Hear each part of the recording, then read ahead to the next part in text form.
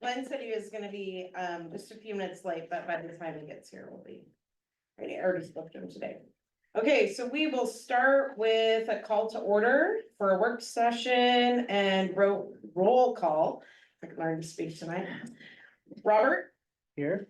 Merle, Here. Heidi, Here. Jenny, Here. Kelsey, Here. Glenn, Crystal, here. All right, let's do the flag salute. Well, that was me. I pledge allegiance to the flag of the United States of America and to the republic for which it stands, one nation, under God, indivisible, with liberty and justice for all. Our first order of business is the work session, and I'll hand this over to Superintendent Dan Bush. Okay. So, thank you, and hopefully this continued process and our policy adoption process continues to work for you and go well. You do have in front of you on paper a spreadsheet that Diane and I, with some help from Jenny, put together today. Jenny had sent me something and I said, that looks like a spreadsheet. And so I said, hey, is there a spreadsheet you could send me? And so that was helpful. And so what I think I will do, if it works for you, is I will just work our way down the list. And respond to questions. And if there are other policies that were wanting to be discussed, hopefully there aren't, but if there are, we'll figure that out when that time comes. So does that work for everybody, just to kind of work down the list? Yeah. All right. And we do have Chromebooks here for you, so if we need to take a pause on that. There you go. Heidi, I'll maybe later, but I'm good. you're good? Merle, you good with yours? Yeah. I'm okay. Thank you. So in policy AC, the non-discrimination policy, there was some bracketed language there. And I'm fine as long as you. so Jenny had suggested that we go with the second bracket that reads the board directs the superintendent to designate the district civil rights coordinator and make contact information available to staff, students, and parents. I'm fine with that. We previously had it be the director of student services, but I think the other Jenny suggestion leaves it up for changes, leaves it up to the superintendent to make that designation and just make it available to staff. So I'm fine with that. If that is your preference, I'm fine with that. Nobody else had anything, I mean, I mean, 6 of one, half a dozen together. Yeah. I think anytime we give the superintendent discretionary abilities is a plus. So. Okay, so we will go with the second of the two brackets there. That's So my the opinion. one that is struck out. At least fixed on that this today. paper, is the one we are accepting. So we're gonna flip flop based on board member feedback. And so that correction will come back up when we adopt on November 18th. Okay. Yeah. Merle? Not really a question that I wanted to submit ahead of time, but that first paragraph is redundant. It says the same thing twice. Exactly the same thing twice, and I guess we can do that if we want to, but unless I'm missing something, it lists 16 types or classes of individuals twice, one right after the other, and says of both of them, perceived or actual race, color, religion, et cetera, et cetera, et cetera.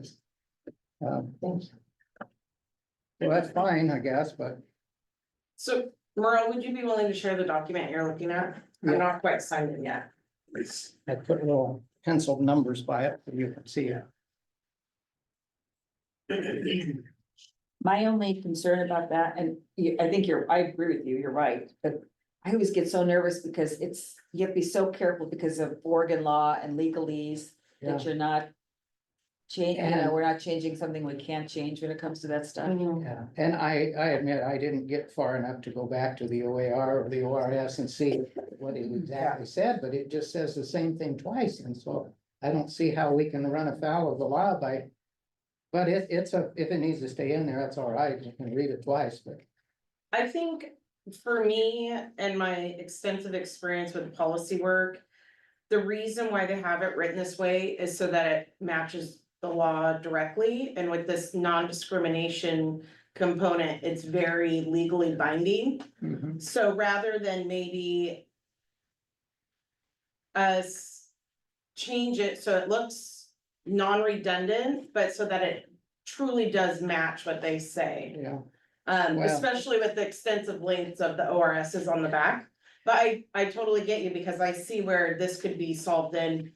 Please note that Director Glenn Holm is entering the meeting at 6:06. But that's just my thing, but I do think like as we're getting policy work that we need to do. That as long as it's not really thick in the ORS restrictions, then we could probably make sure that we don't have redundant language in it. Well, at first I thought it had to do with perceived versus actual. But that phrase is both places, so Yeah, I don't get it, but that's what the attorney came up with. It's not a sticking point with me, but thank you. I just wanted you to know that I got Yeah. through at least one of them. I think actually perceived is Oregon law. I think that was the It part is. that was changed from Yes. actual to perceived, so. But with those the discrimination scripters, those components are very rigid. In my perception anyways of it, not that I have any. I mean. Any other comments on AC? All right, move All right. on. So, Jenny and Crystal had questions or thoughts on CBC, the superintendent contract. And honestly, I'm just gonna defer this to the board it is an optional policy. I don't have a strong opinion on it, so I really open up to the board's discussion on whether it wants to have this policy or not. What are your thoughts on it? I'd like to be able to pull out the piece that I have, so just like. Oh, okay. We start. Yeah, it'd be nice if we could look at these. but- Yeah. Does anybody, do you want to? Probably. So how are you I have to getting go to the back a long policy? Are ways. you having to go into? I go into my file. Do you want one? I'll find it right now. I do, it would take. me We've now 5 got minutes Greg to kind of find it. pulling them up here as well, Okay. although that's not gonna be easy to read. Alright, they're right there though. Okay, oh, sure, that's easy. Can we zoom in a little Superintendent, bit? is that what we're looking at? You Yeah. have it there. Okay, thanks. I'll share with Merle if he's okay There you with that. Yeah, that's fine.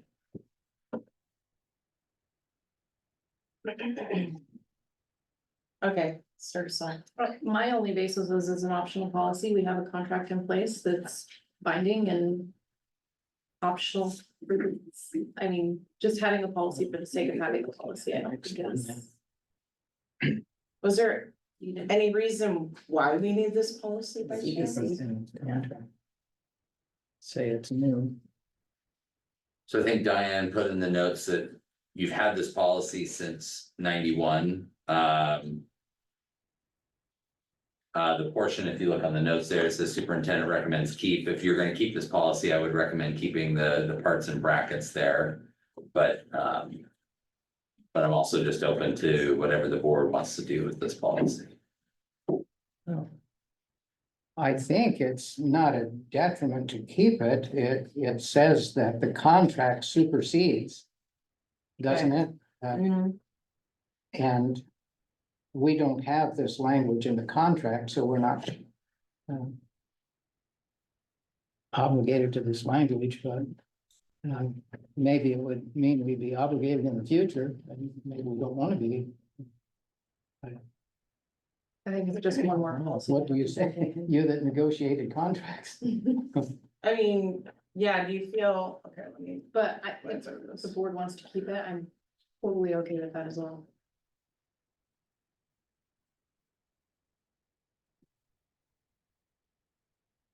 So my question, one of the questions on here is the district may provide health benefits for a superintendent that is no longer employed by the district until the superintendent, one, reaches 65 years of age, or two, finds new employment that provides healthcare benefits.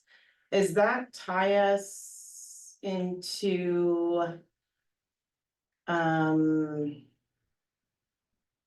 mandating something like that? Like, when you think, I'm thinking of a prior, I'm thinking of Contract. contract one too, but each contract is individually negotiated. so this has no binding. It would allow us the latitude to do that, but I don't think it binds us to do that. So, No, go ahead, Interrupting, I No, forgot, you're good. this says may, doesn't say shall, yeah, so Okay. it's negotiable either way, it seems to me. and we use that as a bargaining chip. Okay. Before, I think you helped with that too, didn't you, Heidi? Which part? The health benefits? Yeah, remember when we offered, We have used that before, Was it? yeah.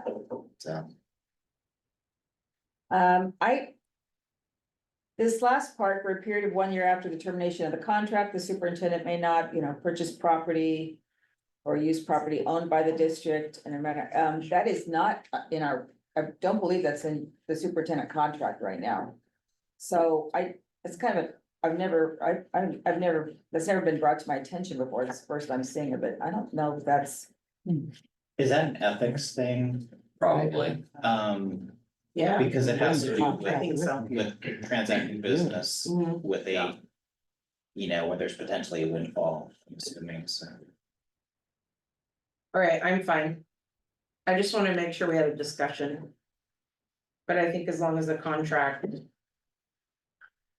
I will say, one thing it does do is it shows people who are looking at contracts or wondering about our school district that we do have that there is such a thing as a superintendent contract and oh, that's a good point. It's just A lot kind of people a- don't know that. thing for people to, Or have access to see like what we're looking at. I don't know about that last part, but Seems like that's I in mean, I the have a problem with it, contract it's just language, kind but I sure wouldn't say for sure. Do you know, Jenny? if I've it's- seen it before, You haven't, but or you have seen it before? it's the owner that's under there. I didn't bring the contract with me. I do think that 1 and 2 is part of the. I think these are just laws. okay, that's fine, I mean, it's fine. All right, any other comment on? Fine to have it or fine to get rid of it? I'm fine to have it. Okay, moving on. All right, so, yeah, so did you catch that, Diane, that we're keeping that one? Okay, so Thanks, Diane. DJC bidding requirements, so I'm just gonna openly say that I had put on my notes, wait for Linda to get back. But kudos to Diane, who went ahead and put several comments in the spreadsheet that you have on paper, so. If there's any questions, I'm gonna defer to Diane, who did the homework on this one, so, cause my notes said simply wait for Linda to get back.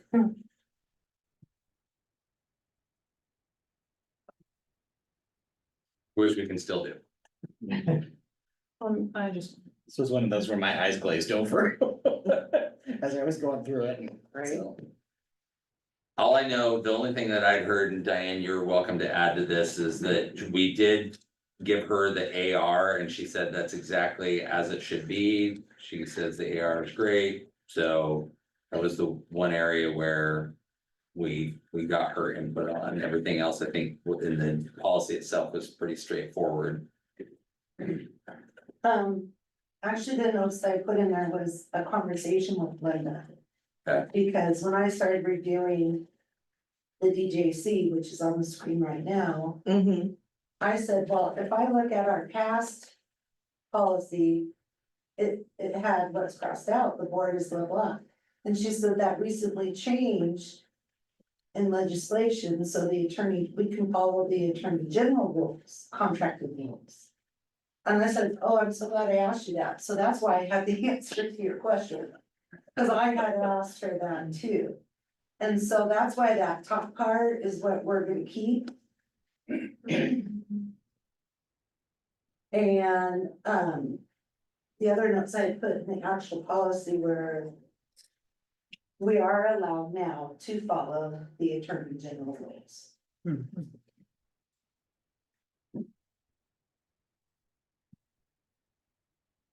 So if the board is the LCRB for the district and the board as the LCRB has not adopted its own rules of procurement, we're going to follow the OAG's model of public contracting rules.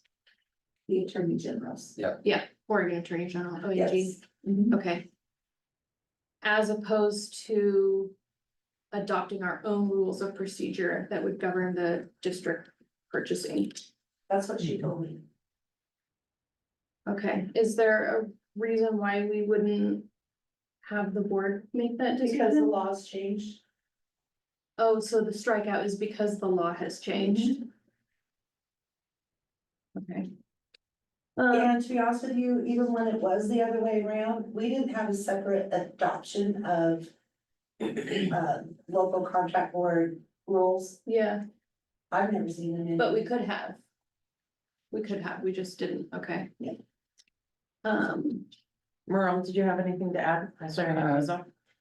That's my take on it, is that, we would the legal responsibility upon ourselves and go through those rules and 24 pages versus 5, or we can go with the Oregon Attorney General's guidelines, which I haven't read, Yeah.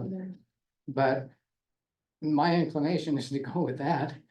And I hope to read it, and if there's objectionable things there, maybe we can do that, but it just seems like that's the prudent thing to do at this point, is just to, and Linda's reviewed it. I guess she's comfortable with the requirements, the way they're laid out there. Any other objections to DJC the way it is proposed right here? Any other comments? I was just looking to understand the process of formal and informal bidding, but I'm fine. I think it's in the AR down here, because I asked very specific down below it. I didn't see that part. Yeah, right there. So it looks like, correct me if I'm wrong, it's $10,000 limit that you put on the side, where it goes from informal to formal. If the anticipated purchase exceeds Isn't that the 10,000, Policy, if it's not in this one, it's in the AR. okay, Now, For purchasing exceeding 100,000, the district will use invitation to bid. Down. So if it's under, then the district can. yeah, Merle, I was wrong about one thing. It's the AR, that's 24 pages versus 5 for the Okay. one. It's not the bidding requirement, but on it, it does obligate us to,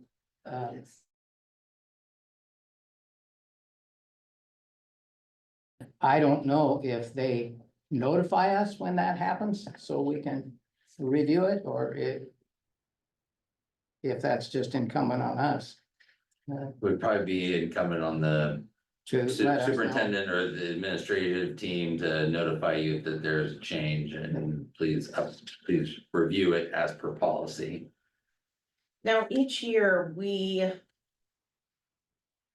have a income level for what we allow to spend before it comes to the board. Do you know what I'm talking Yeah. about? Yeah, right. So no, that's different. Oh, okay. So does that correlate to this, or which one supersedes? The 24-page AR that Merle was talking about now went down to the 6-page. Okay, And so all those amounts that are on every single page, 10,000 here, 250,000. yeah, Kind of condensed it down, and so as you look at this AR here, it might start with some amounts. Yeah, I'm not seeing any. I think it's, Linda loved this AR. She said it was much more, neater. Gets the job done, if you will.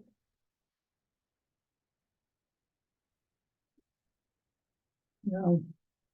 Maybe we should take superintendent's suggestion and wait till Linda is back to, What's your additional questions? Are we going down the line? assure us that this is okay.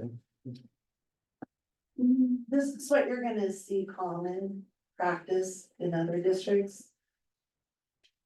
Is, It's, yeah. you say it's not unique to consistent us. with what other districts are doing to do this 5-page AR or 6 pages actually rather than 5 and go with the Attorney General's recommended, whatever they're called. So we can't establish our own rules.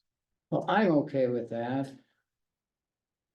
I guess my one question would be, which policy?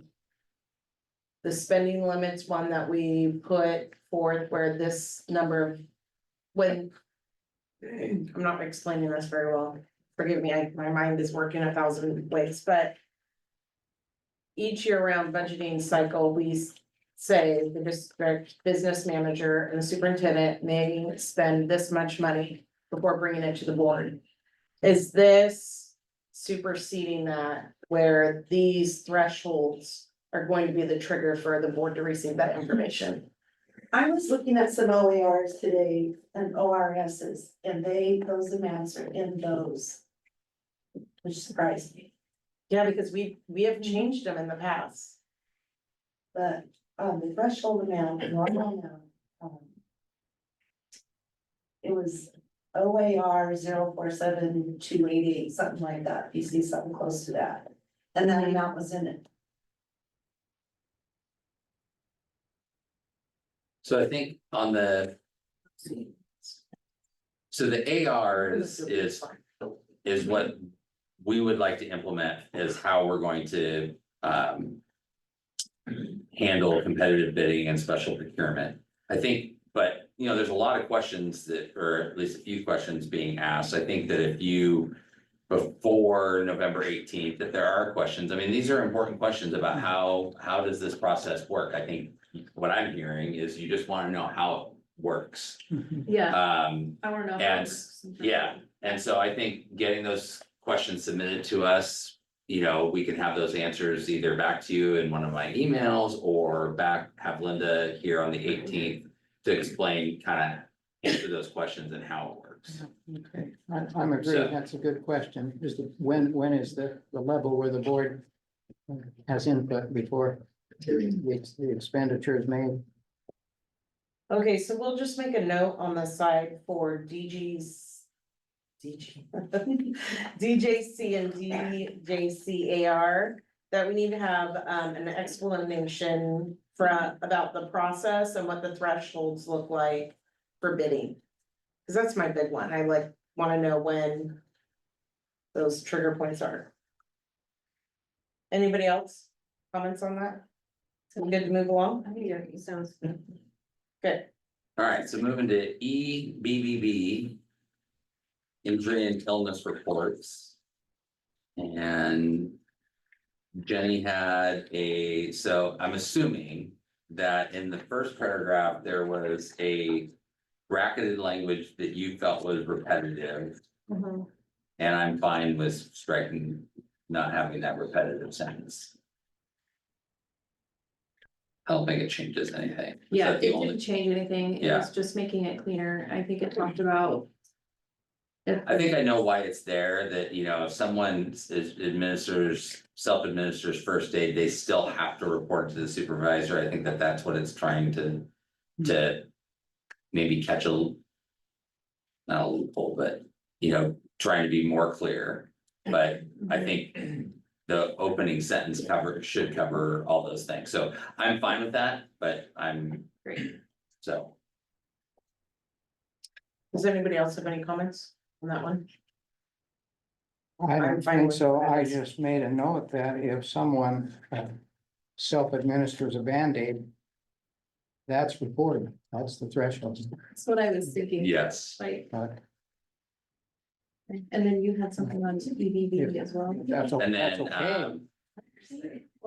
on the very, so Heidi, you had a question, and I'm assuming at the very last, not Heidi, I'm sorry, Crystal. Yeah, Had a question in the very last paragraph to make sure that we were, such reports be submitted to the superintendent and making sure those strikeouts were yeah, clear. yeah. Okay.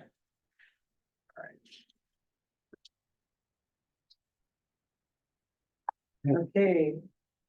Merle? I do have one other question. Mhm. At the risk of seeming foolish, what is an avulsion?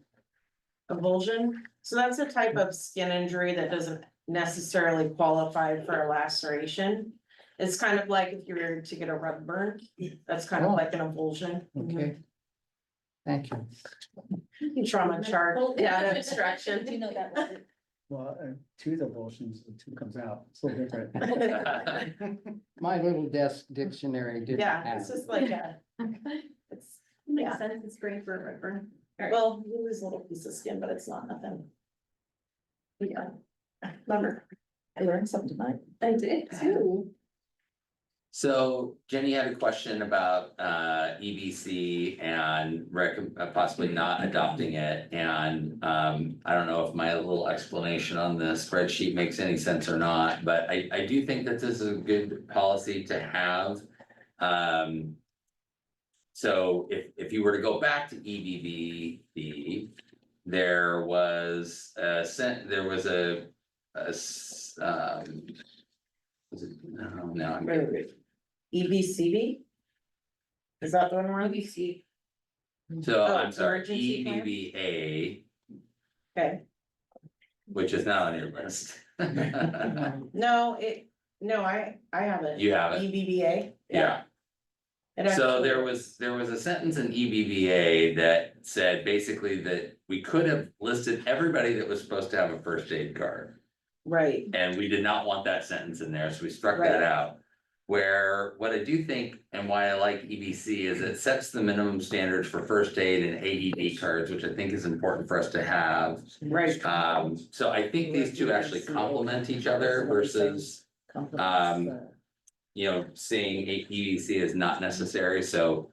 I'm fine with your recommendations. Okay, Can I make a comment? Yes, absolutely.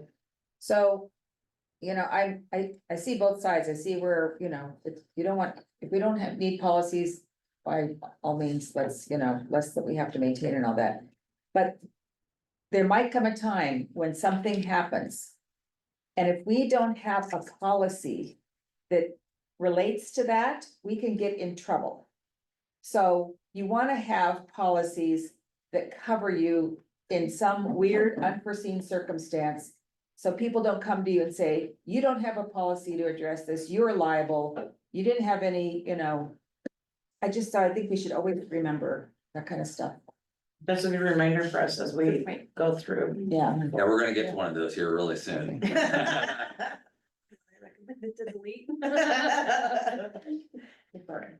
All right, so are we good to move on to EBCB? Yes, Okay, so EBCB, let's see. So Jenny, you'd asked if we'd had this anywhere else. I did a look and this is the only policy that addresses our emergency procedure drills and instructions. And 30 minutes per month, I would say is probably like an average. I would say that, honestly, our fire drills probably get us pretty close to that. And we do those monthly, and that 30 minutes has been in the policy in the past. so is that like ORS requirement, 30 minutes? So this is my only thought. If we don't meet the policy, is that going to affect us in a negative way? If so, No. say we only have 15 minutes. No, I don't, I mean, Is it the fact like that this something is, that you would report? Right here. The policy says emergency procedures shall be conducted for at least 30 minutes each school month. So do we need to maybe change language and say, May? like, yeah, either may be conducted for up to 30 minutes, or do we put a number of like, there will be a lock in, lock out every month, or a fire drill every month kind of thing? Well, we Like- do fire drills every month. Right, but And so. I mean, I don't think that this. I think this particular policy is really the board holding. Me accountable to, I don't think that if no one's checking us for, do we do 30 minutes a month? I would say that on average, I used average because if we did. If we did a lock in, lock out and a fire drill in 1 month, we're gonna be over 30 minutes. right, And I would say, I'm probably gonna look to Wes here, how much is an average fire drill in and out? For the district or for buildings? For buildings, Yeah, it's 10 minutes. okay. So that's a little less than I thought it would be, depends on, I think how long it takes. Our places to- staff and students are exceptional. So, my only concern with putting a number in there was if we're not meeting that policy. So Oh, right here in it's the in ORS, it ORS. does, Yeah, I was gonna say, Document if it. we're mandated by ORS, I don't think we have the wiggle room to. Yeah, This sentence has been in this policy, I think this is the one where I said since 1991. that was a different policy, but yeah, it's probably been in there a long time. Opposed to it, it also is referring to instruction. well, it's in the ORS, so it stands. yeah, not the Helen Dino. Alright. And I do think that we will cross out those footnotes and we try to catch all of the ones that refer to tsunamis. Yeah, that's fine. Out there. Alright, so, Sorry, I meant to amend my comment on that next one. oh, so, sorry, probably didn't know this was gonna be made public, sorry about that. Whoops, So GBEB, mine was a statement, but you can read it.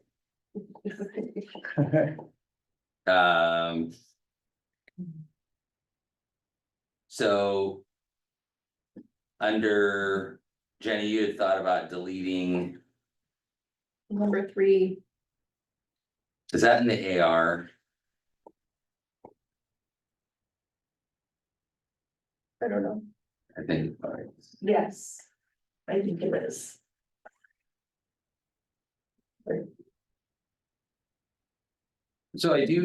So I do think that these policies are in response to COVID. I mean, we've had communicable disease policies in place for a super long time. And I think we've learned some things from the COVID experience that's updated in this, and I would say the one thing about leaving that that sentence in there, that district staff with impaired immune responses that are of childbearing age or other medically fragile conditions should consult with a medical provider for additional guidance. Is that as we were dealing with all kinds of different scenarios. I like the fact that this is putting somebody, it's their responsibility that if you are. It's not the district's responsibility to know everything about everybody's immune system and what they need is, they should consult with their medical provider for additional guidance. So, I like that sentence being in there. And then you also had, on number 4. So explain to me the thinking around going from shall to may on number 4. I'm trying to find which number 4. I think it's under reportable diseases notification. The AR. Yeah, it's on the AR.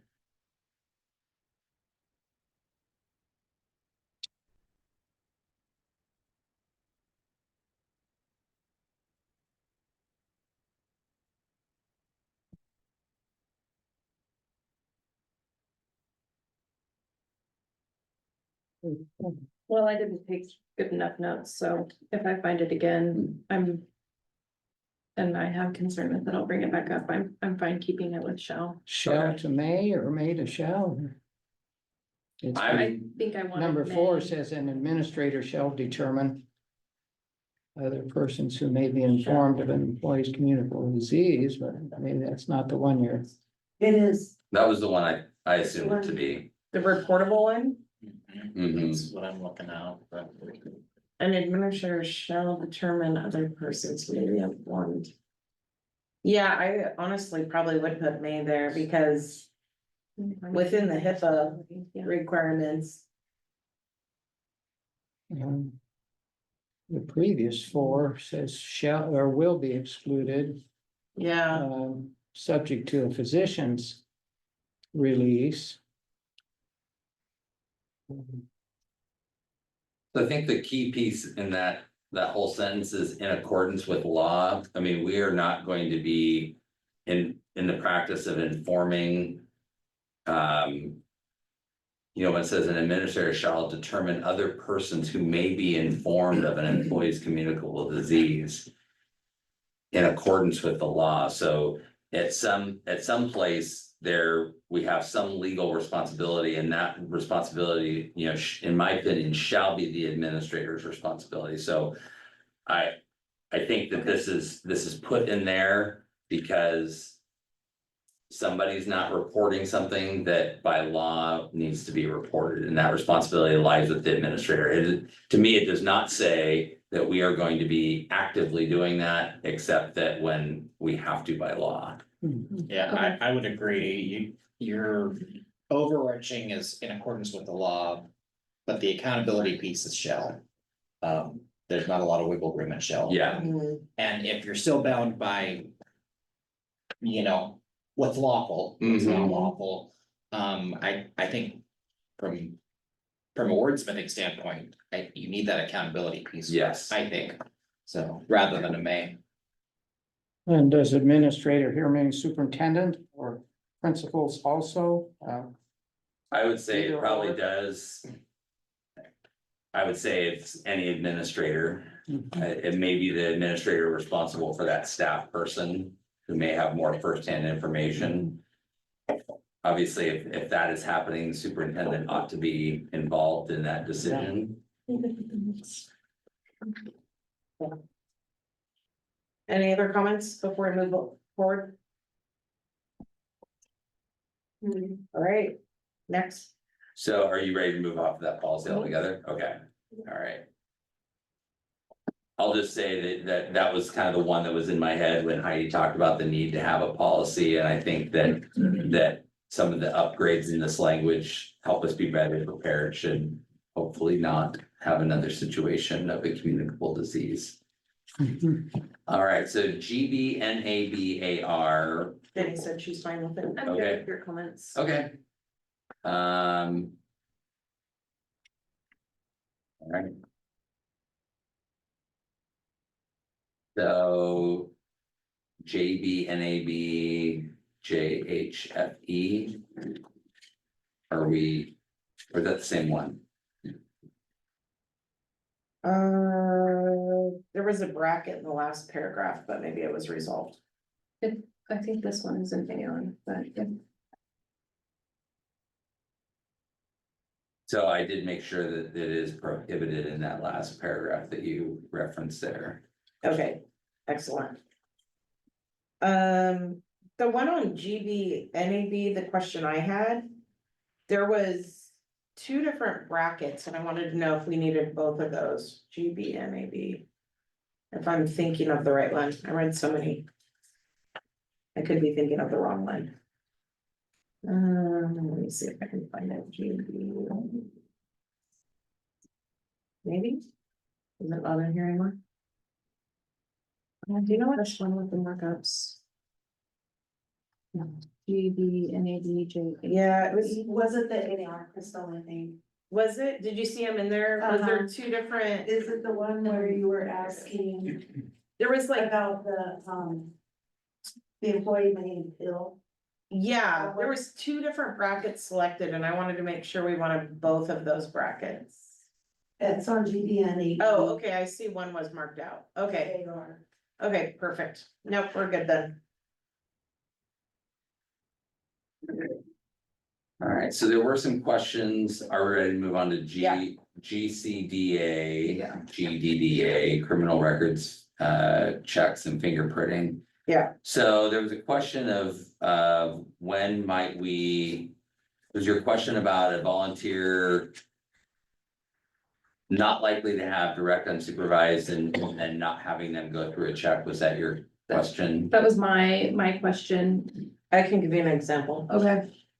During the summer, when we had work being done on the bond, we didn't have every contractor because they had zero contact with kids on that one piece. I think it was like, I can't remember which section of it, but, and they were outside working. So it wasn't like there was never a time where they were here with the children. Okay. So that would be the one time. You know, and for volunteers, I could think of, I put an example in there, you could have a clock operator, you know, doing football games or something, or different games. It's not gonna have unsupervised time with students, but that we wouldn't necessarily have, Okay. do a background check. And then my last comment on it was on page 2, there was a choice, we get a choice between. Kind of like small brackets or larger drawn out brackets on that one. On page 2, Yeah, so I think, I mean. You can either list all the requirements for TSBC licensed certified registered individuals or just refer to where they're at. oh, I'm down with the simple. So I thought you would be, so I Yeah. thought just keep the one that says refer to this place for those requirements. Yeah, perfect. Now, there was a question regarding the brackets, or there was a question on the bottom of page 1. Our current language reads, the district may begin the employment of an individual on a probationary basis pending the return and disposition of the criminal records check. Right. That's current policy. I will come back to you with what we currently do. I know that in my previous district, that some of the background checks were taking an exorbitant amount of time, that some of there are some reports that are almost instantaneous, but there are deeper reports that you can get. And so I don't know what we do here, so I want to come back to you, but to make sure that sometimes we would say, okay, they passed the initial one, let's have them get started until we look at their more thorough report comes in. So that we're not waiting for folks. So,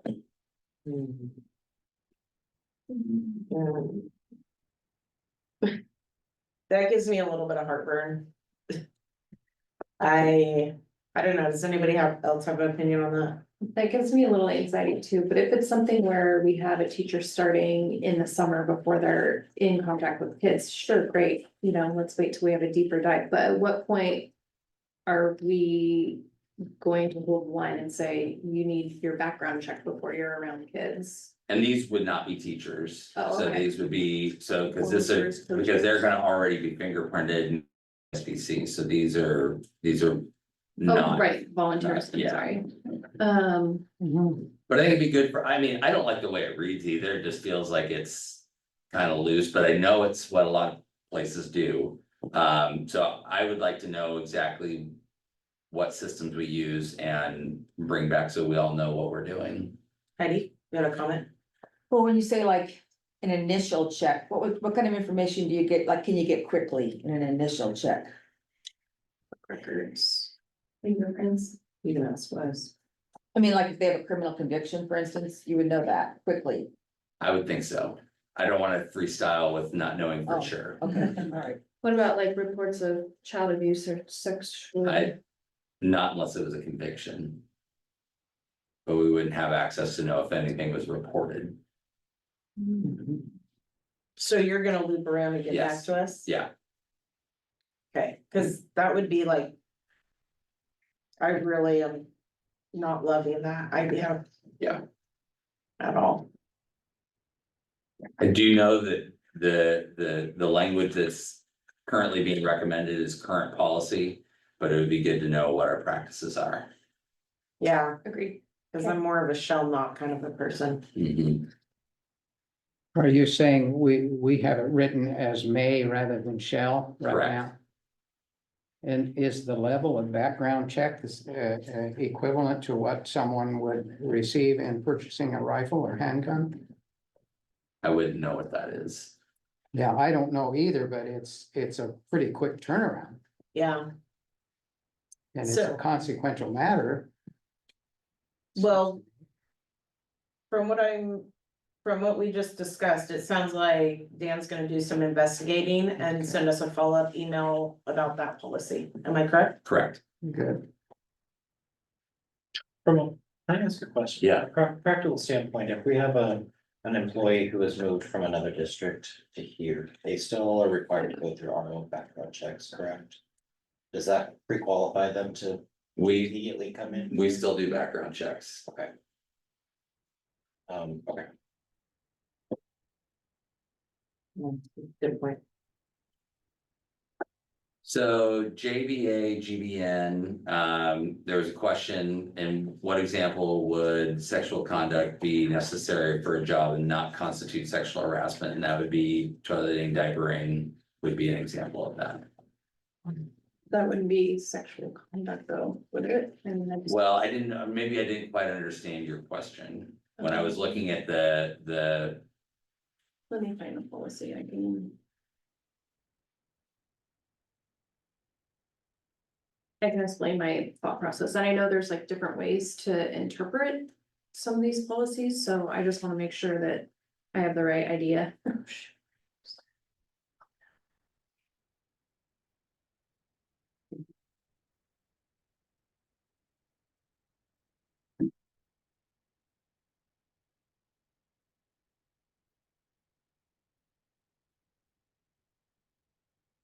So it's on the second page and it says, Sexual harassment does not include conduct that is necessary because of a job duty of a school or district staff member or because of a service required to be provided by a contractor, agent, volunteer.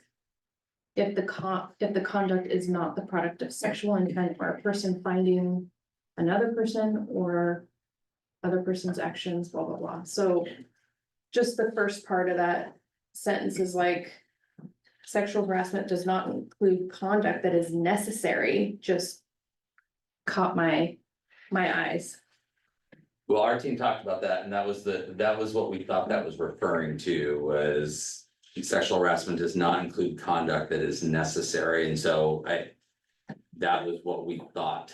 Okay. Yeah, That I would, was- I would hear that. Put an example in there, no, No. Okay. Because then you're like And this one's a required. defining it. And I would say like, from the standpoint, like, some of the trainings I've gone through in some volunteer positions. It directly kind of looks like that, okay, that same sort of thing. that's fine, my question is answered, then, thanks. One of the things that has come up in some schools have been searches of students for prohibited materials, equipment, or whatever that's. We will not be doing that. I think that's kind of out of our realm. Great. I was a neighboring district to a district that did Is that that, right? made the news, so, Definitely want to stay out of yeah. here.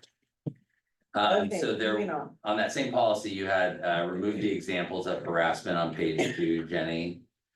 I think it's legal. That's fine. It is, the footnote says that. You have to have examples, and so unless we want to come up with our own, I would just recommend we just go with what OSBA has said. Okay, I'm fine on the AR. I was just making a note of it. Okay.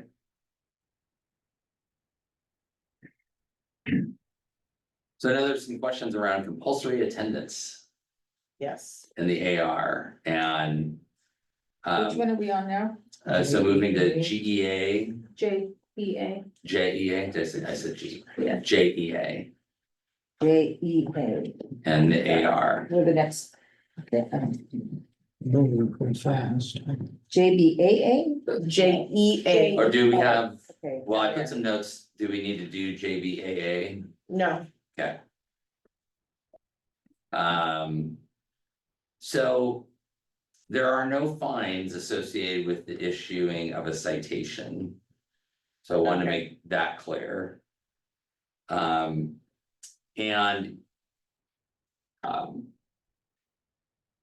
we spent a lot of time talking about attendance. We're gonna talk about attendance more and more, and you know, it is not my hope or desire to go out and cite parents for being in violation of this ORS, but I'm also, I tend to be a little pragmatic in that you will have people who, despite all of your efforts, are not going to be in compliance with this. And I would fully inform the board of, you know, like that we have exhausted all of our options, but I'm tasking my administrators to take attendance really seriously and have multiple meetings and take every effort. And so I do think that it would be interesting if there was data to suggest that, you know, whether I actually issued the citation or to talk about how many families that we have exhausted all of our resources and we're not going to spend any more of our administrators' time trying to get them to send their children to school. So that's why I would like it left in there. But it would be certainly something I would share with the board if it was something I was going to use. And just to be honest, it would probably be more, I don't think it's going to be effective, but it is to sort of prove a point that you are out of compliance with the law. You're not sending your kids to school. So, So if a citation has no monetary. What does it have? I think it's largely symbolic to say, we have done everything, you are out of compliance with the law. It's a middle school referral. Right. Well, so yeah. it goes and on the that's, record. Yeah, my only worry with becoming a citation issuing thing is you're already completely packed Yeah, with work. right. And I don't wanna overload you with stuff which really is not effective or just causes you to spin your wheels. That was sort of my concern with this, is like, do we really need to take this on Right. for our superintendent? Because, Yeah, but if it's still a tool in your tool chest that at some point you may use, I can understand that. the key word is may, but I also really want to make sure that our administrative team knows that as they exhaust all of their resources, that I'm there backing them up and coming to the table with parents who are, you know, who are not sending their children to school. Yeah. It's not fair for me to ask them to do all the things I'm asking them to do if I'm not where kind of the buck stops. Yeah. So that's kind of a little bit of my wanting to have that there. Heidi, do we keep a record of that somewhere? We would if I did one, Okay, Yeah. Okay, yeah. It would be data I'd want to bring to the board that, you know, that. Cause I want to be able to come back and say after, cause it's one of my goals in here. That later tonight is to come back and say, after all of this effort that we made, here's the dent that we made, and here's the number of families that. That we exhausted all of our options and could not, still could not see an improvement in having their kids come to school. this might be me thinking beyond, you know, what we really need to worry about or think about. Is that something that maybe like, and I don't know what I'm talking about, granted here. Is that something like the DHS or whatever? If there's a child in danger, would that be something that you could use as a point or as a piece of evidence that, you know, all these factors are happening, plus this child is not being sent to school after being asked to, and Oh, I think it could. My optimism of that being utilized as a tool is probably not very high, but okay. but yeah, I think it could be. I mean, our reports to DHS are gonna be more immediate, that we see an immediate Okay. need for DHS to get involved. And I really don't know what I'm talking about, so. Jenny, you had a couple comments, anything else? No, I think I kind of know the answer to this, like in the cases of kids who are just, they wanna drop out. There's not much, so after what, I think it's like 10 days. they Yeah. just Drop from roles. Yeah, I did, Cheryl and I did talk, and if they're in special education, there's some procedural pieces that we have to follow. We have to do a ready to serve letter or stand ready letter, so if they come back to let them know that their services are still there waiting for them. But after a 10-day drop, we kind of step back. So, I mean, hopefully counselors are reaching out to kind of, get them back, but Okay. at that point, they're not really ours. Good All to know. right, moving on, JGA.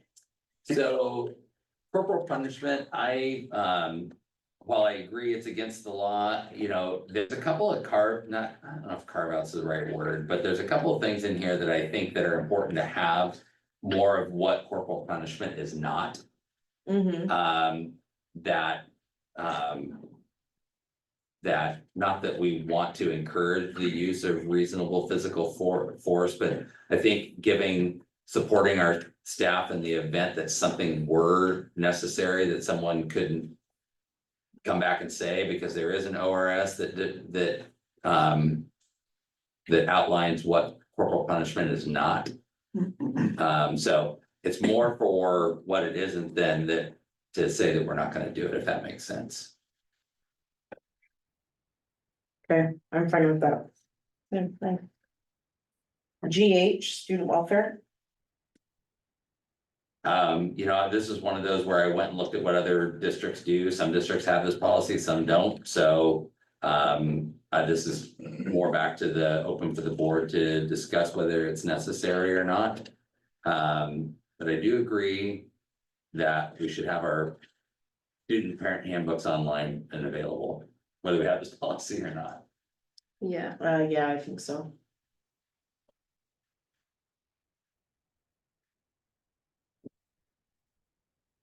Does this change any of our practices?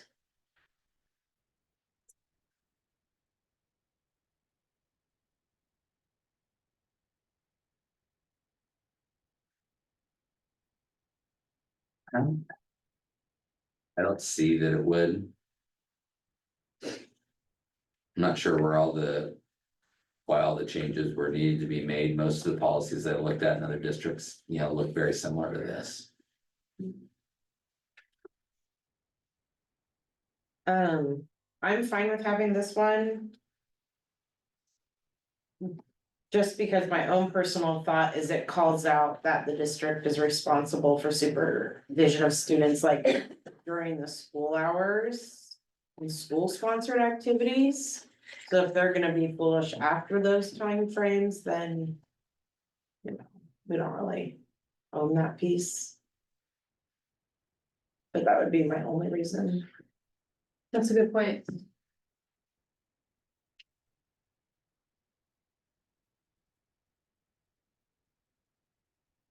Anybody else have any thoughts about the student welfare policy, JH?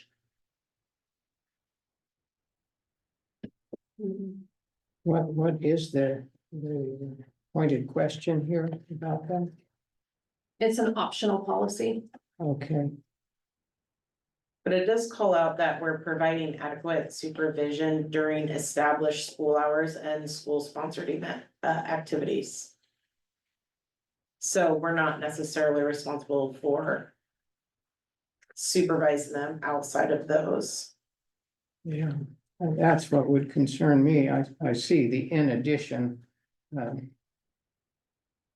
Has been struck and. So.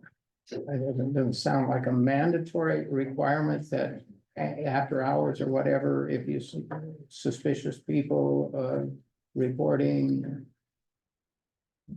Not an obligation to do that, just a paragraph of awareness, is that what we're saying? Yeah, any thoughts? Kelsey, Glenn? Me? No, You good with it? yeah. Do we still have the early morning childcare, like through, I think it's like, yes, Dan saying yes, we still do have that, okay, and I know that's not through us, it's through the state, right? Sound chart. Yeah. Yeah. Okay. And that's not a part of us, so that's kind of out of our scope.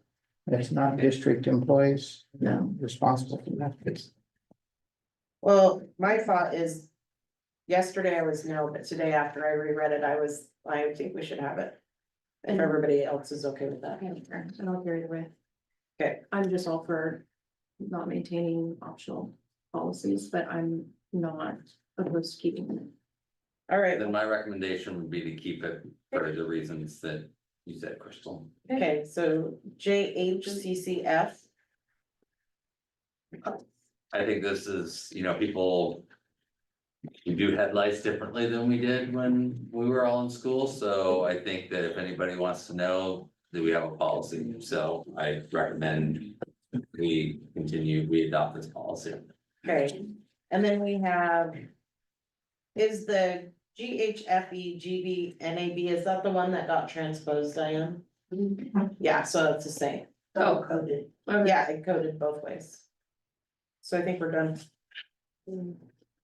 Well, we are done, but I do wanna address my comments about what's appropriate electronic communication. Like the staff is told only with approved social apps, can you, through SportsU or Huddle, or we're not communicating with our students via Instagram or Snapchat or direct messaging, right?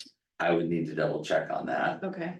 but we do have, when I saw your question there, I did list some policies where. It talks Oh, about okay. appropriate, so we have a policy in AR and another policy that address electronic communication, but I can. I think one thing that's. Is far more global than what you're getting at, but we do need an updated employee handbook. And that would be a great thing to have in there, Great, so that's on Diane and I's to do list. excellent, thank you. Yeah. That answers my question.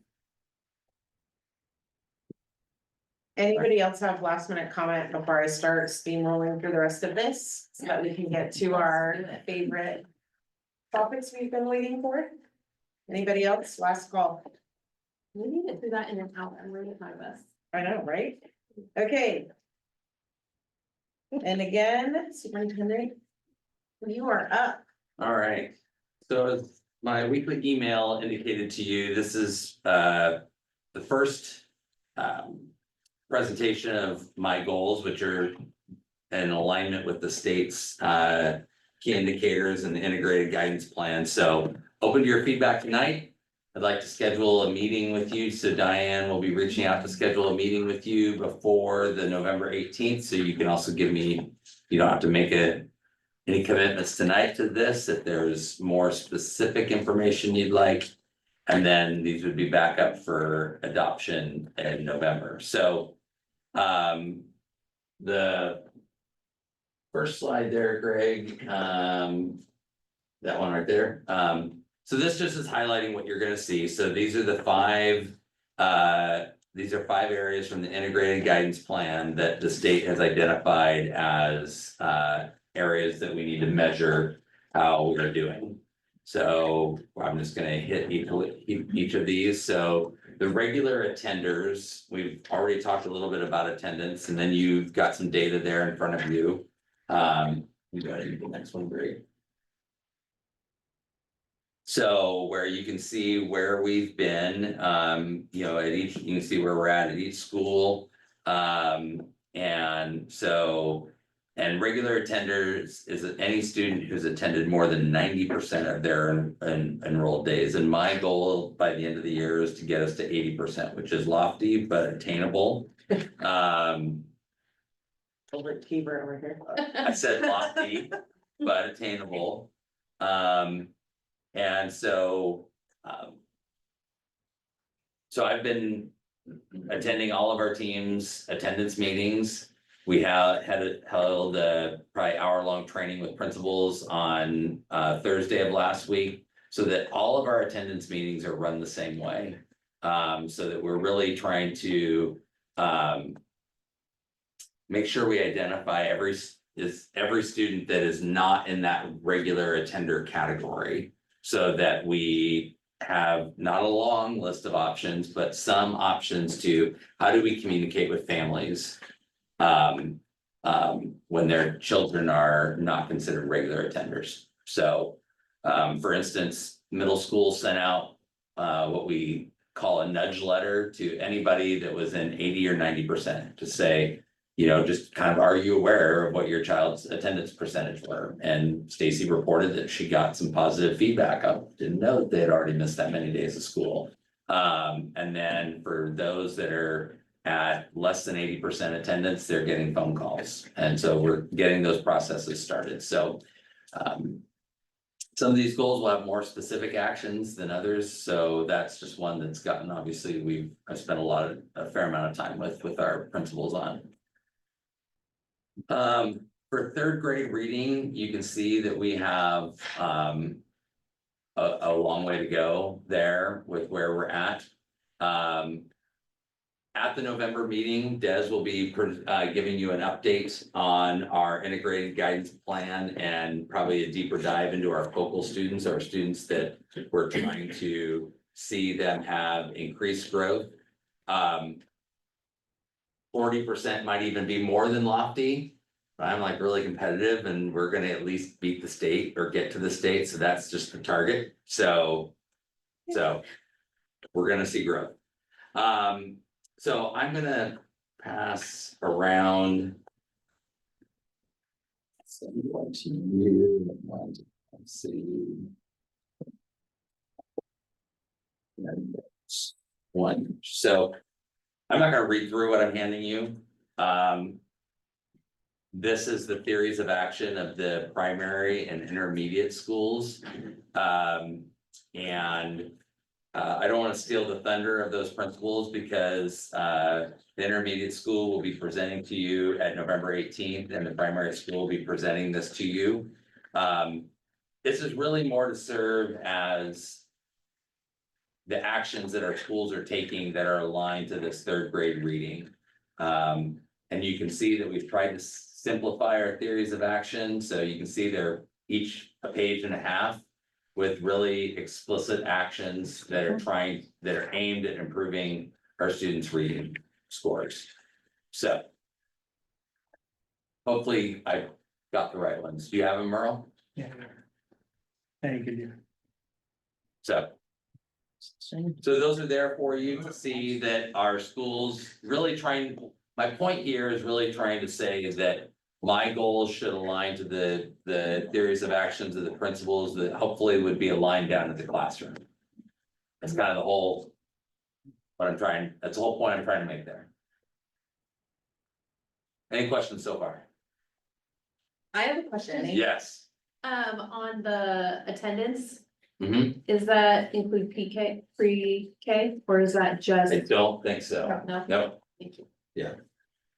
A lot of. Okay, right. So 8th grade math. Again, and you know, I'm glad the state adopted this as a focal point. We know that students' math abilities going into high school, their success in algebra is, you know, significant in how they will do, whether they go to college or not. I think by the time they're 8th graders in math, if kids score well on this assessment, you know, they're doing well in reading and they're probably going to be doing pretty well in science as well. And so I really applaud the state for choosing this as a target area before kids launch into high school. But you can see as a state, we are not doing well. And so again, I set my goal right where the state's at. We've got a lot of work to do in this area.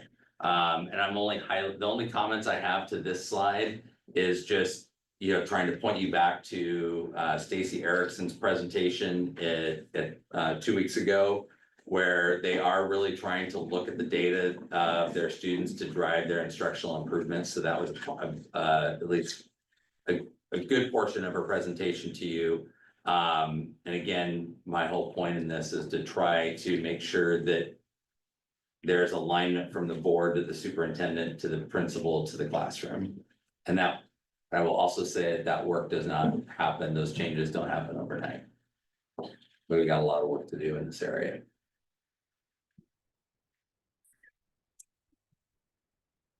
I'll be honest with you, the last two are the high school, and the high school is probably where my biggest learning curve is at. If I'm being completely honest with you, it's the area where I probably have the least amount of experience.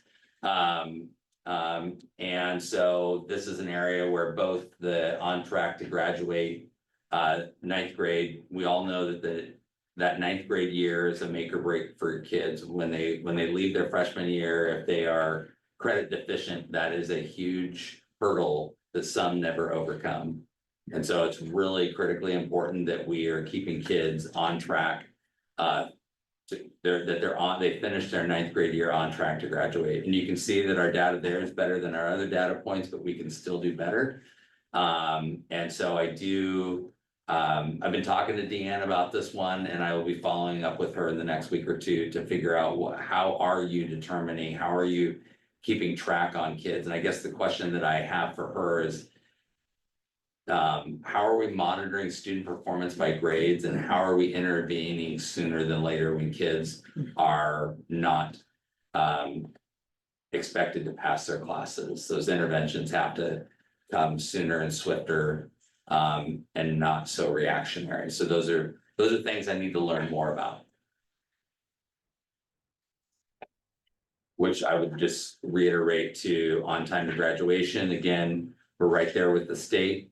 But I also believe that we can do better. And I know that we have neighboring districts that are at 90 or better than that. And so that's just an area where I need to learn more about what our high school does to intervene and get kids across the finish line. So.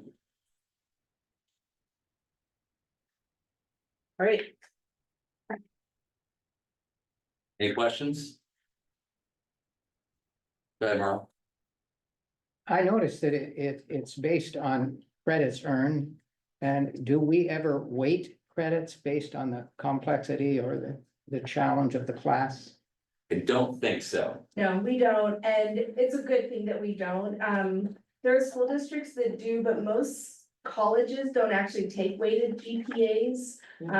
Because of how it will swing it. And so what we've seen is a lot of kids, and I came from a district that used weighted GPAs, will think, well, I have a B, but technically it's an A, or I have an A, they'll kind of in their head, because it's weighted in their final GPA, but their transcript and their full GPA is not reflective of that. And so then they'll actually end up in a spot where they lose scholarships. So we had students who did not qualify for scholarships, even though they had taken full gambits of college credit bearing classes because they had earned C's on their transcript, but according to their GPA, they actually still had a pretty high GPA. They were weighted, and so it pushed that GPA up. Yeah, And- most college applications ask for both your weighted and your non-weighted, and they take your non-weighted. Okay. So we do not do weighted. We have not ever done weighted. But most of our college bearing classes come with a college transcript. So that's kind of what is the carrot for them. Yes. Yeah. So they will be able to go to their college that they're going to with a transcript from Western Oregon or Oregon Technical Institution or, Chemeketa. what's the other one? Chemeketa, there's Oh, there's one more. there is one more. I can't remember what it is off the top of my head, but we're offering classes from all those different schools. Okay, I just thought that does have a bearing on performance or learning ability of what has been learned. I think the nature of the class, the challenge of the class. Yes, most of our ninth grade classes though are pretty standard. It's kind of, they don't get to those higher level classes Okay, until later on, and usually they've had a pretty good GPA going in, which is what qualifies them for those additional Okay. classes. thank you. Any other questions? Yeah, good. So if you don't think these are the right targets, I look forward to hearing about that when I meet with you individually. So, all right. Okay, moving on, I'll discuss briefly some school board goals. So, I've spent some time and reached out and sent a couple emails around school board goals. Some things that I'm thinking of, and we'll probably follow up on these in November, is number one, how do we support our superintendent with the superintendent goals? So ours should really mirror the academic achievement for our students. And then also we have our strategic plan that's completing this year. So personally, I think our goals should really be the student focused and the strategic plan process as we come forward. I'd be open to like a third goal if you want. But I think for the sake of full goal and to actually have essentially when I make a goal personally, I like to have action items with them. I don't like to put a goal in and then never address it again. So, I mean, we can go around the room quickly so that we can allocate enough time for Wes and Chief Greasy.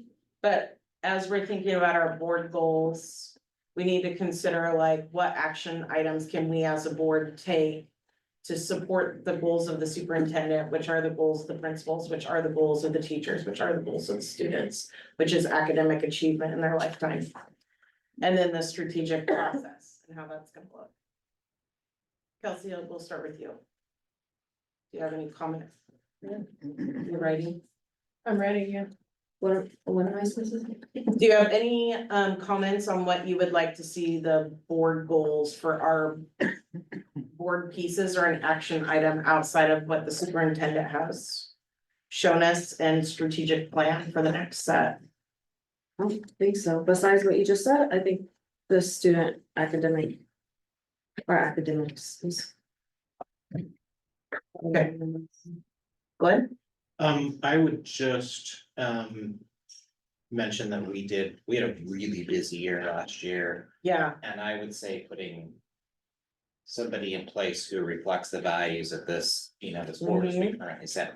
That's a huge step in the right direction, I think. I mean, every time we've met, academics are a huge, their focus, and that's really important. So, And that's not gonna change. and not that I'm saying Yeah. we can just stop where we're at, but we seem like we're moving both in the same direction, the board and superintendent, so I'm pretty happy with that part of it. okay. I mean, we still have, don't get me wrong, lots of room to grow on some of those metrics, so.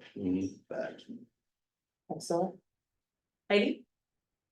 I like what you said about, what you said about reflecting superintendent goals and the strategic plan and having actionable items, and I would look forward to input from staff and our superintendent on to how the board can what those actionable items would look like for the board and what we can do. That's it. Excellent point. Merle? Not much to add. I second your concern, if I understand it right, about measurable goals. There be, and as I understand superintendent, that's coming. We'll get data, we'll get some evidence of progress or non-progress as we go. Robert? Yeah, I mean, well, you guys all said it all perfectly, so I'm glad the last one. You got off easy this time. Next time you're first, Robert. Jenny? Yeah, I agree. Student achievement, attendance are big issues. I would echo. Revisiting our goals, not just once a year, but let's do it again in the spring before we get busy. And then when I think about goals, I also think about accomplishments, just like Glenn Yeah. said, like we've done so much this year and I'm so proud of the work that we've done. I think it's amazing. We're headed in the right direction, I think, and yeah. I'll come back on other things if I think of them, but my biggest thing is just revisiting our goals to make sure that we're on track. I do have a question for you. Yeah. On those 5 metrics, what kind of regularity are you thinking we would see data individually on those? Yeah, I'm kind of thinking that we would come back probably February or March. I'm thinking it would be, I'm kind of looking, seeing if Des is either giving me the speak on it or nodding in agreement. part is, those metrics are specifically on our school report card, which means we won't get it till next September. Yeah. But we have things that we should be using to measure Yeah. how much we're predicting about that, and I would agree with Dan, we should have some mid-year data around that. Except for a few places where we're still trying to figure out what is the data point we want to identify. So for example, we're looking at our ELPA scores and seeing if there's an assessment that can be predictive of the ELPA. Normally we wouldn't get Yes, those. can you explain what ELPA is? The English language proficiency exam. Okay. So the assessment we do every year for students who are in learning English. So we're trying to figure out a good assessment that we can give midway through the year that says, how do we think they're gonna do and how should we adjust our teaching to better serve them if we see gaps? So there's a few places where we're looking for the right data points, particularly at the high school. But we have some good things already in place for the elementary and the middle that we would have both beginning of the year data and mid-year data by February. Yeah, We wouldn't actually have the data, but what are we using to predict? We absolutely need to have those tools in place and tell you what we think. Where we're at. Well, yeah, and I think, a baseline at the beginning of the year, right around the report card time, mid-year. And then a final wrap up, this is how we think we did, is a good cadence to have. All right, with that, we'll turn it over to Wes. Owens, Director of Safety and Chief Reese. Thank you for coming. I'm just gonna take a moment to remind the board that we'll have part of the presentation here, then we will be going into executive session at the end and the remainder of the presentation as ORS allows, and we'll do that at the time. So please hold your questions. Right, well, good evening. Thank you for the opportunity for us to present. Also want to thank all of you for your service and volunteerism. This is a perfect opportunity for me to say that, so we appreciate all that you do. So I think Greg is gonna be on it over there. Appreciate it. Also, I also want to thank Officer Bentley for being here this evening. Obviously, he's a big partner in all this as well as all the other officers, so we appreciate both of them being here today. So first off, the first slide here says it all, in my opinion, the safety and well-being of our students and staff, the district, and obviously Hubbard-Donald Police Department's top priority. So we'll be speaking to that and some of the things that we do on a daily basis with that in mind. So we can go to the next slide. Kind of a little mission here. I'll try not to read off the side of this one. I will just make sure we get it all. North Marion School District use a multi-phase approach to safety planning by creating meaningful, thoughtful, coordinated, aligned systems and procedures consistent with best practices and recommendations from the Hubbard-Donald Police Department and our district safety committee. And before I go to the next slide, I want to say, and we'll be highlighting it tonight, but it speaks volumes that Chief Reese is here sitting with us this evening. And we're so fortunate for that partnership. Like I said, we will highlight that tonight, but I just want to thank him for everything that we've done so far this year. And like you, the board has done a lot of work, and I have seen that. And I also want to say, I think with safety and security, we've made some big strides recently as well. So again, I want to thank him. Hopefully that'll come out again a little bit more this evening. So I will get right into it on the next slide here. Wanted to just share some things I think are important, and where I'm coming from is, as the board, I know you know a lot, but sometimes there's things it's like, I'm sure you have questions on, and I get lots of questions from not only board members, from staff and parents, and I just wanted to kind of start at that base level and share a few things, and then also share what we are doing in our partnership. So all of you know, we do have bi-weekly district safety committee meetings. That includes our vice principals of the buildings, director of student services, who is on our safety committee, myself, and our maintenance director. And also we have representatives, which we appreciate, from the Hubbard-Donald Police Department, as Chief Reese attended our meetings. And we have great conversations, and with that, it's all things related to district safety and just building on that culture of safety in our district. Also, as well as board policy, and we do have it as well, is building safety committees.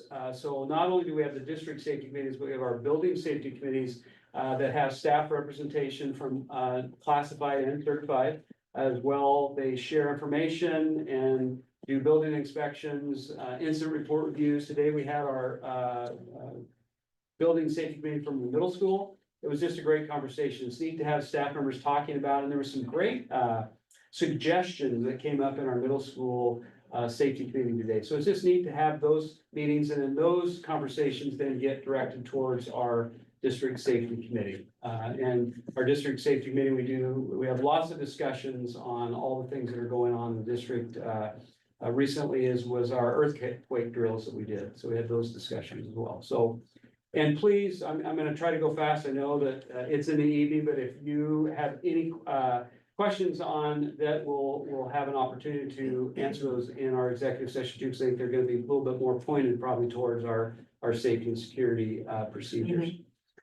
Safety drills, reporting systems, so fire drills, we've talked about that a little bit today. Our district does a wonderful job, and it's something that I came into that I was very impressed with our reporting zones and how information is reported in each building to administrators during those fire drills. They do an awesome job with that. So we do fire drills monthly. Bus evacuations, we do 2 of those a year. In September, we did one, and Hubbard Donald Police Department was here to help with that. As well, we did a lockdown drill on September 24th that the Hubbard Donald Police Department was involved in. So when you're talking about today in those policies about monthly practice and so forth, there are a lot of drills that go on throughout the year monthly in the district. Also, like I said, we just got done with our earthquake drill on October 17th. I also wanted to highlight one area that maybe all of you are aware of. It is linked on our website as well. I don't know, Greg, can you go into the link? Just briefly here. So our district, as like many districts in the state, is part of the Safe Oregon. So feel safe, be safe. It's a tip line. It's anonymous, obviously, in not only the state, but the country. A lot of kids or parents, they feel uncomfortable going to administrator or possibly a staff member. This is an opportunity for students, parents, anybody in the school community to go on to the Safe Oregon website and make reports.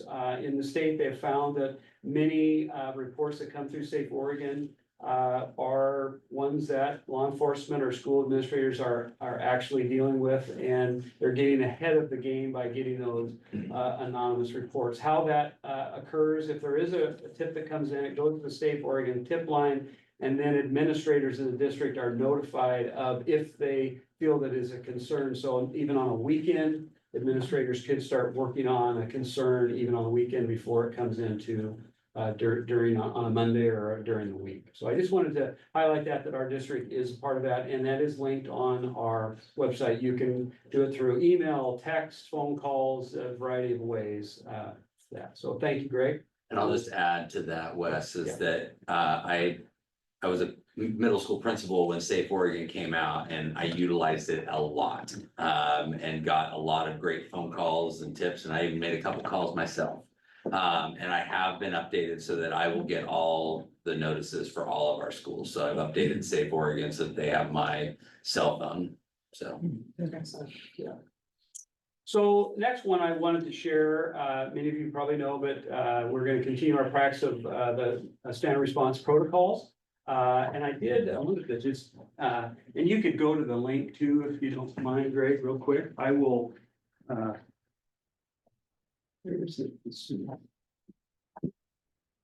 share with you. So these are posters that you've probably seen all over the schools, posted everywhere in our schools, but I wanted to highlight that tonight. That is something that our district, our law enforcement partners, this is a standard response. So when we are working with emergencies in the buildings, this is what we focus on. Also, I'll share these. They're nice to your interest, especially those with students in the buildings, a little card that's actually a sticker that you could pull off or have in your wallet or your purse.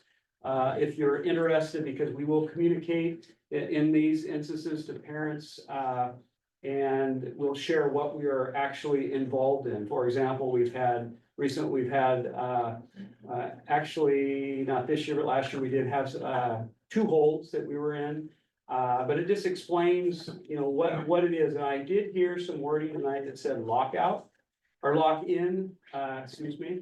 And actually, that is no longer a term for standard response protocol, it is now secure. Because people were getting lockout and lock in kind of confused, so it's lock down and secure is now the terms for those. So instead of lockout, it's lockdown and secure in place of lock in. So just wanted to again share that, but these are things that our district safety committee, as well as our students and our staff, we are practicing constantly when we are in drill form. So wanted to share that with you and all that with the community. In our next slide, this is one that I am very excited to talk about. And again, Chief Priest is here, but I just wanted to highlight again the outstanding partnership and the communication that we have received from the department, or Hubbard Donald Police Department, and law enforcement officers, and the sergeant that's part of the police department. I see it and I share it with Chief Priest a lot. It feels like a gold standard program to me, and I use that terminology. He's heard me say that. It's just the communication, how that the positive relationships between law enforcement and our youth has just been outstanding. When our law enforcement officers come into the buildings or are on the grounds or football games, there's just a lot of positive vibes around that, and I think that's very that's just outstanding to have. Not all districts have that. I mean, and that's why I go back to that gold standard. And the response time, the support on questions, being involved in our safety committee meetings, is just, it all ties in. And then many of you have probably seen, but that high visibility. I many times when I've had law enforcement officers on site and parents will just come up randomly in the morning or in the afternoon, hey, thank you for being here. We really appreciate that. We hear that, we see that all the time. And that again speaks volumes for how they are as people and as professionals in what they do. Common cross-training, common response protocol, obviously we've talked about that. So they're hearing that, we talk about it, all the drills that we do. We coordinate all of our safety plans. And I will actually, maybe, and please don't let me keep talking here, but. No, you're doing great. Let Chief Priestley talk about it, but just the partnerships that they're not only having with our district, but with the kids. Just at the football game the other night, you know, they talked about some college and career stuff for kids to be able to hear or do ride-alongs, be a part of the process in law enforcement. I'll let you maybe share some things that you heard, just so they can hear it in your voice. Yeah, you know, it's really a benefit when we're able to connect with the community in this type of fashion. When you think about public safety in and of itself, it truly is a community-wide effort. Like, we can't do what it is we do by ourselves without the help of a very strong and vibrant, engaged community and whatnot. So we're really blessed to be part of this great thing that you guys have here at North Marion School District, which it really is. I've worked around other school districts and whatnot as well, and this is something very special here, and it's great for us to be part of it. But yeah, we get to connect with the students, with the staff, with parents and whatnot, and it's just been a really great thing. And those relationships, once we establish them and nurture them, it just goes that much further towards building trust and transparency, so that they, especially in a time of need, they feel as though they can come to us and share anything they might want to share. And it's been great too. We're passing out tons of stickers. We're participating in the fall carnival at the middle school, and you know, homecoming. I know Officer Bentley went to homecoming the other night as well. The football games have been great, and we get to take pictures with the kids. They always want to get their photo with us in the hallways, and a bunch of high fives and all that good stuff too. So, and then, yeah, kids that are interested in pursuing or coming out and doing a ride along as well, which is great, because some might be interested in pursuing a career in public service and law enforcement. And they've asked about ride-alongs, and you know, this is really where it starts. I mean, we're thinking long-term from that 30,000-foot view as well, that this is a great opportunity for us to start recruiting now as well for those who, you know, might want to pursue a career in law enforcement and whatnot too. And as we go as a police department, one of the things we've talked about is how great it would be to have a cadet program as well. You know, in the future moving forward, it's how I got my start when I was 14 years old. You know, in this business, because I knew ever since I was 5 years old that I wanted to be a police officer. And at 14, I became a police cadet, a volunteer. And I got to go on ride-alongs and just work with the police officers, a variety of different police officers and whatnot too. So there's so many different benefits to this, and I may have gone off tangent there, but yeah, we're They excited. might have to redo their budget for stickers. They're passing on a lot of stickers. For sure, for sure. Thank you. No, thank you. And here's a couple pictures I just, actually, it's on mine, if you go to the next one, just, you know, again, being around the hallways, being outside, being around kids, it's just, I see smiles on the students' faces. Oftentimes, sometimes you go to buildings or be around law enforcement, you don't see that, but you certainly see that with the Hubbard Donald Police Department, so we sure appreciate all that you do, so. And then the last slide, I just wanted to share again for the, you know, the public and you as a board, it's been a pleasure serving our students in this district, working alongside an amazing staff and administration. And I'm not just saying that, I've spent many years in education, and this has a very good feel about it, and stuff that's moving forward and what's going on. So I want to thank you for that opportunity. So with that, Chair Ross Cecilia, I do have a script on the agenda that you could read, and I just want to reemphasize to the public that the executive session is not to discuss any events that have happened in the past. There's nothing that's occurred that we're briefing the board on. It is all preventative updates to the board of plans to keep our students safe. So just wanted to make sure the public is aware of that. And I'll just thank everybody who was here tonight and the Hubbard Donald Police for coming in, and we appreciate all the energy and effort that you brought forward to our community, and especially for caring for all of our children, because they're our legacy and they're so important to us. So I just think that, and thank you, Wes, for coming in and being willing to give us the safety briefing. So with that, we will go into executive session and I will read the script. The board will meet in executive session pursuant to ORS 192.662K to consider matters relating to school safety or a plan that responds to safety threats made towards a school. Specifically to hear details of school safety that are confidential, such as evacuation, reunification plans, or tactical strategies, would be in response to a real safety threat. The board is not deliberating towards any action on the matter. Representatives of the media shall be allowed to attend. Representatives of the news media are specifically directed not to report on or record any of the deliberations during the executive session. We will not return to open session again. Please reference policies BDC and EBCA. Thank you.